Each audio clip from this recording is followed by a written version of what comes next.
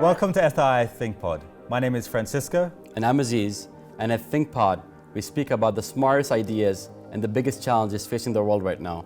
We speak about where we are, how we got here, and where we're going. Today our guests are the virus hunter himself, Dr. Nathan Wolfe, Chairman of Metabiota, and the CEO of Metabiota, Ms. Nita Madhav. We talk about the Global Infectious Diseases Index, the breakthrough tool developed in partnership with the FII Institute. And we ask, what are the lessons we can learn from COVID to prevent a future pandemic causing a global shutdown?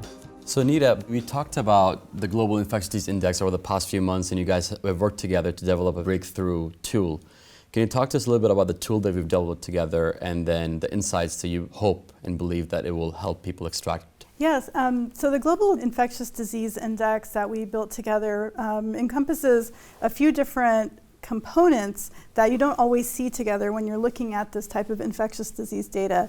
So we've included data on endemic diseases, the top 5, including HIV, malaria, tuberculosis, diarrheal diseases, and lower respiratory tract infections, along with a tracking tool that we have that uses AI to detect early signals of epidemic threats that are emerging and could pose a threat.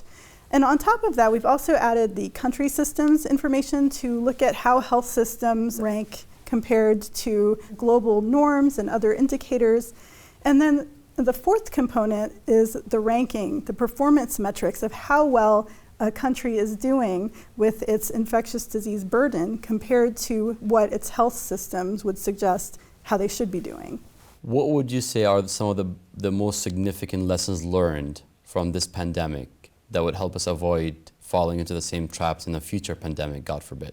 We've learned from this pandemic that there are new features that are really necessary in order to be able to appropriately capture these viruses and extinguish them before they become substantive. And I would say it's just a few of those failures. One of them would be that the pace at which we've responded to this virus is sort of a human pace. And effectively, we will need to move to something much more like a machine pace, an automated pace, as opposed to a group of people sitting around looking at data and deciding what to do. We need always-on monitoring systems. So if you look at how long it took us, say in the United States, to develop a diagnostic that was capable of detecting COVID accurately, there's no need for that. There's technology that permits us to diagnose any virus easily and with full information. And those should be always looking for viruses in the population, such that when you do have an epidemic, it's not like you have to race to ramp up a system. The other thing would be silos and integration. For example, there's really no common language with which the WHO can speak with vaccine manufacturers. And the way that we think of this is that in the future there likely will be some sort of, think of it as a platform, almost like an IT tool that permits the same set of underlying model data, monitoring data, which could be informed by new technologies, to be shared and communicated between policymakers and local health and vaccine manufacturers in such a way that permits the public health response and even the financial response to be more of feel like a coordinated system working in concert, as opposed to a number of different features sometimes working at odds with each other. I mean, there's some other features, but I think those are some primary features. Another way to think of it, and those features will move us from a situation where I consider it like a sledgehammer. When you think of how we've deployed lockdowns and quarantine, or even vaccination, it's in some ways, relatively not particularly refined. And what we really want to be is in a position where we can use a scalpel. And so I think those 3 areas will help to move our monitoring systems away from blunt use of response tools to a much more custom, specific use of those tools. And you can imagine a world where you have limited vaccines. They're deployed very specifically in such a way that individuals that, how do you stretch your vaccines to make the impact of each jab greatest in the context of lowering the epidemic? And just taking into account vaccination rates or disease mortality those are probably not sufficient to do a truly optimized system. I just wanted to add to what Nathan was saying on the concept of the always-on system, that part of that too is the decision making around how to respond. And that a lot of times there doesn't seem to be the frameworks for making those decisions that are already in place. And with the tools such as the index and other tools that allow us to anticipate what the threats might be, this can actually be something that's done ahead of time, where there can actually be a recipe book of how are we going to respond if this happens or that happens. And so the type of planning that can be done ahead of time, I think, is something that we can really learn from in this pandemic as well. So you've both mentioned an automated always-on system. We've had other pandemics in previous decades and years. Why haven't we learned from those instances? Why is it something that now we're looking to develop these solutions? I mean, I think one answer to that is quite good news, that the technology continues to change. For example, the kind of modeling work that Nita has done within our organization is stuff, some of which would have been computationally impossible 10, 15 years ago. You can talk more about that. But another one is molecular diagnostics. So the ways in which we can diagnose illnesses with individuals have changed our ability to conceive of the right monitoring system. And I'll give you an example, which is cell-free nucleic acids. So we now, rather than having to take cerebrospinal fluid and a liver biopsy, nasopharyngeal swab, et cetera, in order to know all of the microbes in an individual, you can effectively do a liquid biopsy or cell-free nucleic acid from blood alone. You can use the little bits of genetic information to extrapolate and know basically all of the microbes present in an individual. And so that technology, which is very recent, last 5 to 10 years, and it's colleagues and collaborators of ours that have discovered and invented that technology. If you live in a world where to get all of the viruses from an individual, you would effectively have to put them in a blender, is not conducive for conceptualizing a world in which you could know all the viruses within a population all the time. Okay, but once you have that technology, you start thinking to yourself, well, if you sampled effectively, could you reach a point in the future where perhaps particular government or city might know effectively the vast majority of viruses and the vast majority of citizens all the time? And if you just for a moment think about a world that is like that, how profoundly different it is from the world that we just experienced over the last year or so. And I think some of those features would have been very difficult to conceive of, or it would have been too theoretical in the absence of some of these new technologies. I think technology plays a role, and it's going to figure into it even more prominently. And we've also seen the acceleration of various kinds of developments in diagnostic tools, in vaccines, therapeutics. But I think one thing that we've often seen after a lot of previous epidemics and pandemics is what's been called the cycle of panic and neglect. So you see, when we're in the midst of an event, there is this huge panic, everybody is responding, and then the event is over, and then it goes to this, falls into a little bit of neglect, funding goes away. And so, I think what we want to do is get out of that cycle. And I think COVID pandemic, devastating as it's been, I think it is a game changer in the sense that it will move us out of that and really, propel the change we need to see. I have a question tying onto the neglect part. We've seen vaccination rates in the developed world almost proliferation entirely. But in a developing world, there's a lack of access to vaccines, particularly in remote areas. Do you feel like this is going to create issues with other COVID variants, or will create further issues downstream in terms of expanding that division between developed and undeveloped? Look, it's a virus that's constantly mutating and exploring the genetic space that it has in the context, not in a conscious way, of course, but that's how selection is working. So the greater number of cases there are, the higher the probability that there will be a variant which is capable of evading vaccine-induced immunity, for example, or it has a different mortality profile that may be more deadly. So part of limiting cases is to decrease the financial and health burden associated with it, but it's also just to decrease the potential for the emergence of new variants. And again, as we think to the future, which is how we as an organization and both of us as scientists and entrepreneurs focus, it's really about future. And even certainly the inequality features have been very well discussed. So I won't, I'll acknowledge those and just move on.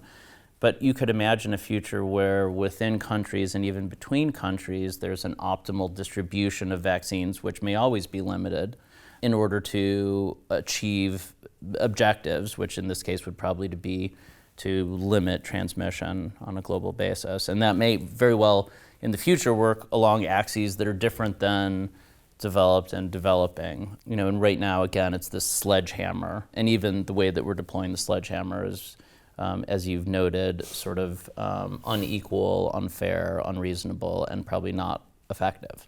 One thing that relates to some of the work that we've done on the index, but broadly with some of the topics you guys mentioned about tracking viruses, how should biodata be shared, and are there any privacy concerns where should citizens give up their privacy to make more accessible data available to scientists?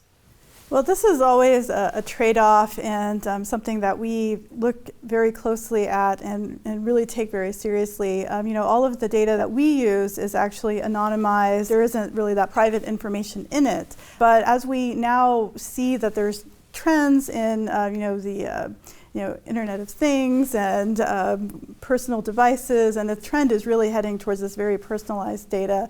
And it's something, as we're applying AI tools, as we're mining that data, it's something where these protections do need to be in place, and it's something that needs to be taken seriously. I think that the first step is really to acknowledge that these issues and limitations are there, and then look to how to best balance the global public good with the privacy concerns. Maybe just to add to that, there's so much low-hanging fruit. It's such a non-optimized system that there's plenty of gain that we can get with data that's first. And another thing to state is there's no need in any of the work we do for human genetic data. So anonymized data, non-human genetic data. It's not that we actually.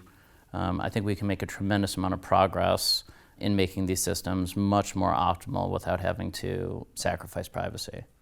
I have a quick question referencing to some of your past work. Epidemic insurance is something you've worked on previously. Obviously, it's becoming very relevant today.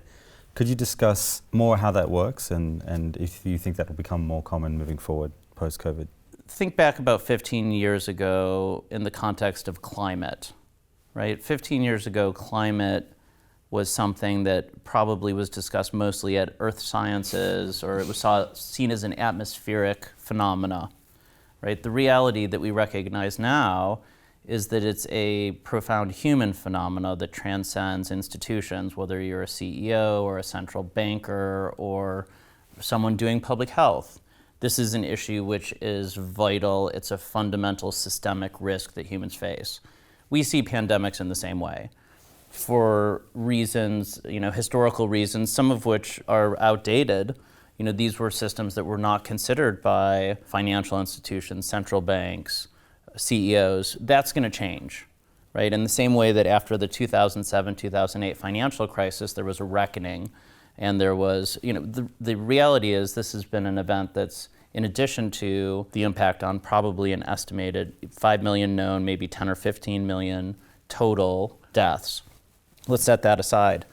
An estimated $5 trillion of GDP loss associated with this. And there was moments when the economy could have hit ground, right? So we shouldn't think of this, because there was a recession and a rebound, we shouldn't think of this as it's fine in the future, right? There was a tremendous amount of spending, and there were moments at which maybe that spending would not have been sufficient to change the world's economies in at least some places, right? Some places are still experiencing recessions. So these are economic phenomena. I think there's going to be a reckoning in central banks. They'll need to do simulation. There'll be increased compliance and regulation. You could imagine in the same way that when right now there's environmental impact studies for certain kinds of loans, right? In order to achieve a greater amount of compliance, you could imagine that'll be the case in pandemics. There's risk that society holds that we can minimize in between events in such a way that makes new events less impactful. And again, just going back to the kinds of technological systems that underlie these.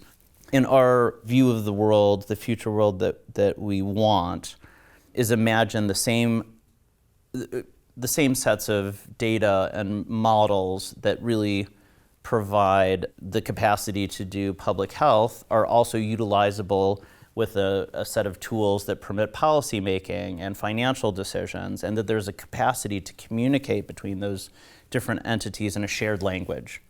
And I think that one of the major things that we're missing right now is a shared language. There really is, it's beyond silos. And eventually this is going to have to be a system which is coordinated, and it's not just a health phenomena.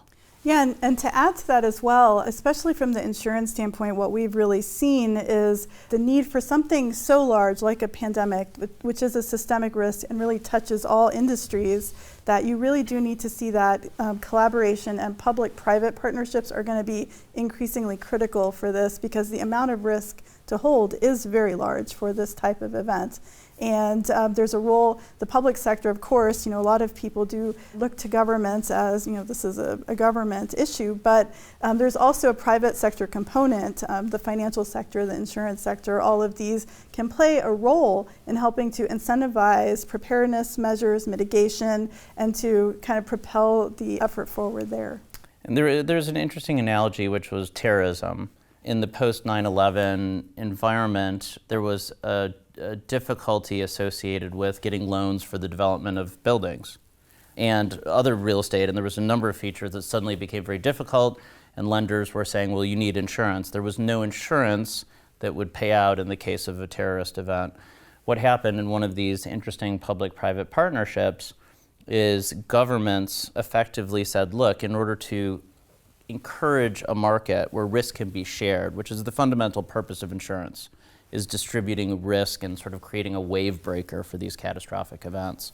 They said, well, we'll basically be the insurer of last resort. If an event goes beyond a certain amount, the government's going to pay for it, which it would have anyway, which encourages then the private sector to use its very effective mechanisms of insurance, which exist for lots of catastrophic events.